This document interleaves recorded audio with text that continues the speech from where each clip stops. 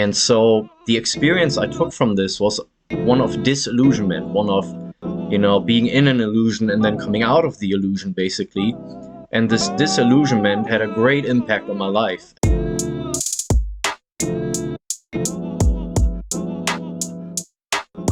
Hi, welcome back to Beyond and Within Astrology. And today we are going to talk about a planet that is very hard to get a grasp on, very hard to explain even in some sense, because we are going to talk about Neptune. And Neptune is by nature a planet or an archetype that we can't really grasp.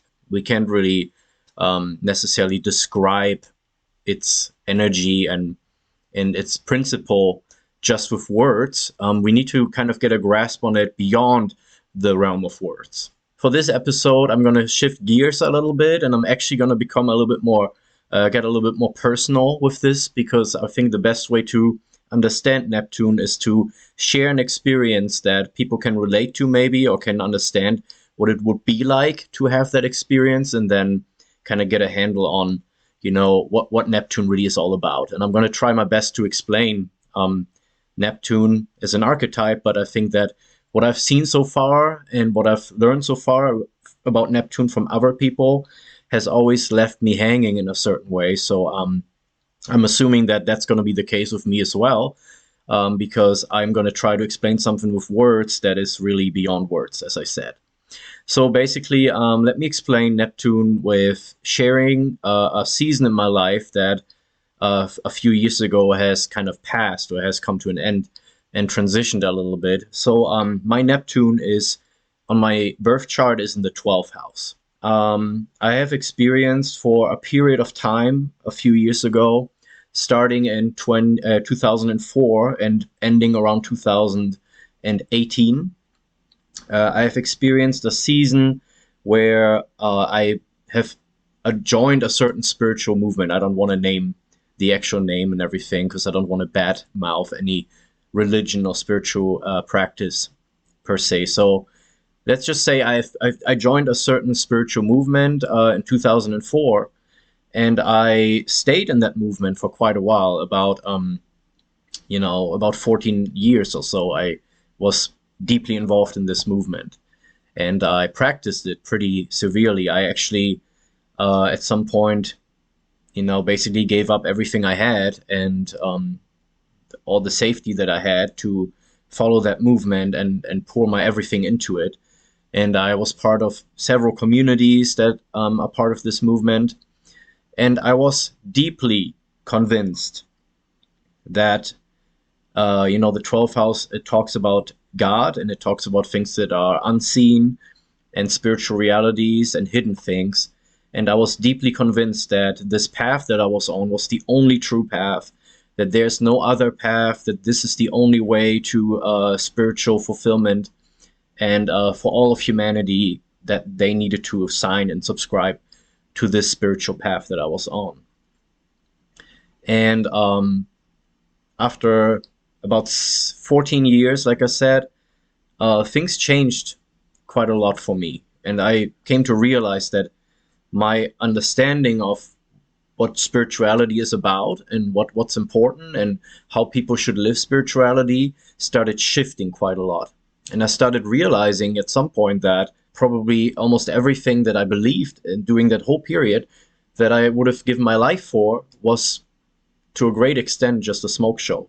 It was just illusion. It was a lot of ideas and thoughts put into a complete whole or a system that then was being practiced. And I realized that I was basically living an illusion for a long time. And I poured my whole life into this. And I realized that there was a lot of illusion, a lot of veiling happening, and things were not the way that they seemed.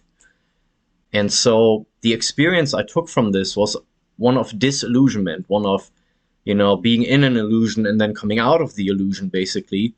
And this disillusionment had a great impact on my life. And for the next years after that, and up until now, I've come to the stance that it's really difficult to really say something concrete about spirituality or spiritual truths, and that every path kind of has its own merits, but it also has a lot of illusion in it. And the kind of way that I lived my life before, where I was just so certain about these spiritual truths that were being taught, that this path is not one that I can support anymore, that I can't say you need to live your life a certain way and this is the only spiritual path.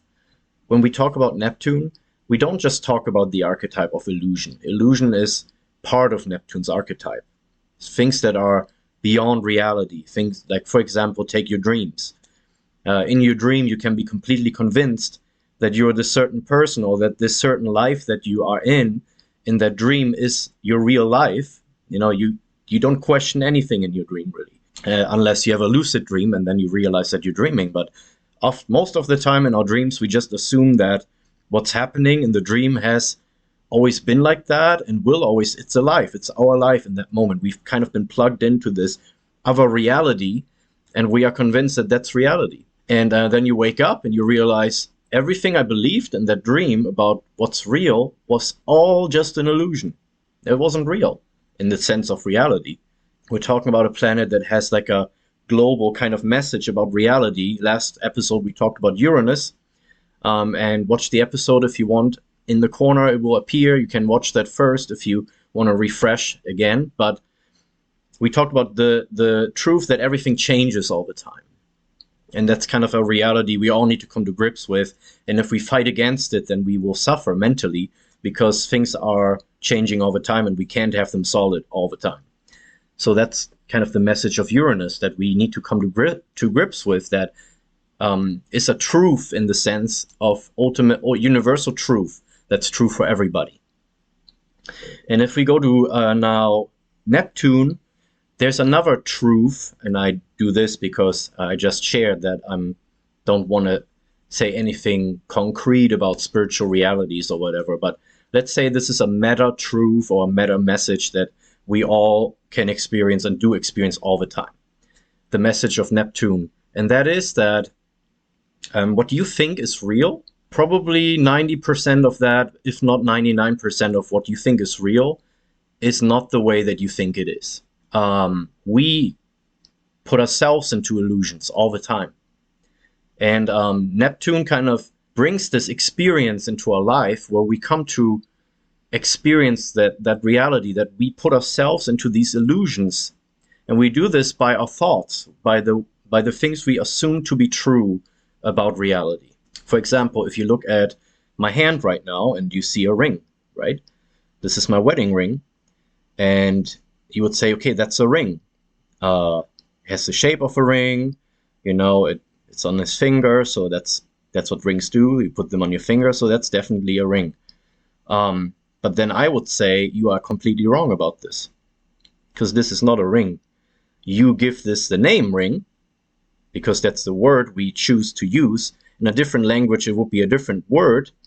So it's not a ring, because in a different country, this would be something else. What it really is a material that we call silver. Silver that's been shaped into a circle and then put around my finger for the sake of customs that we have in society to signal, to people, hey, I made a promise to somebody to stay in that relationship, so that's why we do this.